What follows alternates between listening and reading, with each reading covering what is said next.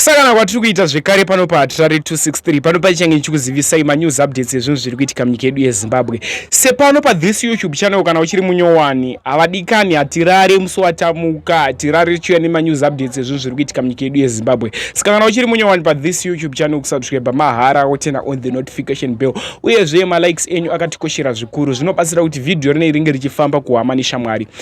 Makuseni kubva makuseni kusvika nguva dzino idzi nyaya iri kupisa inyaya yebhazi reDivine Star.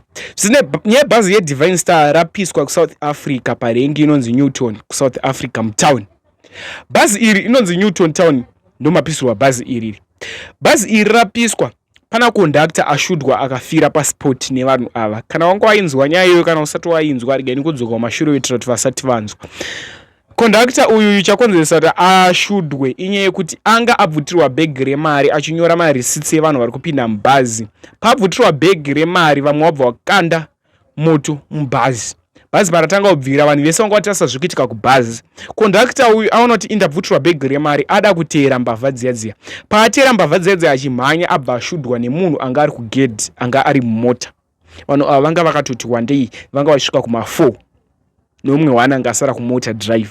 So mbavha idzi padzasvika zvichijambira mumota dzatotiza dzakaenda dzasiya dzauraya kondakta. Chingoti rest in peace kuna kondakta zvinorwadza vehukama ndatichemei netariro tinenge sina tarisiro izvi tisingazvifungire ende hapana kana anga achizvitarisira kuti ndo muperero wazvichaita kuti ndo zvazvichazoita.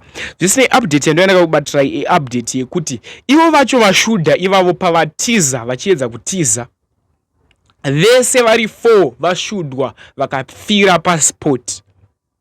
Pane umwewo hake azongobatanidzirwawo pachikwata ichi anga asina mhosva angobatanidzirwa nemistake ashudwa akafira ipapo.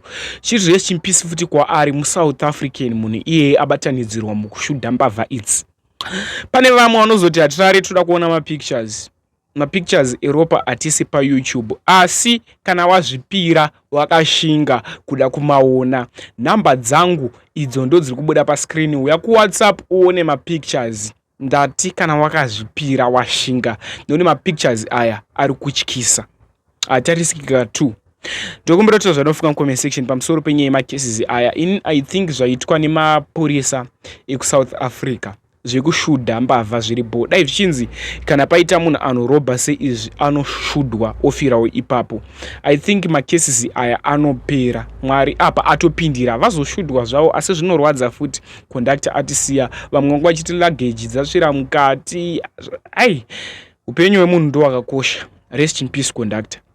Vadikani ndatichemei netariro tichichema kondakta wedu afira mahara. Asi ivo vachiona vekurobha vafa vese.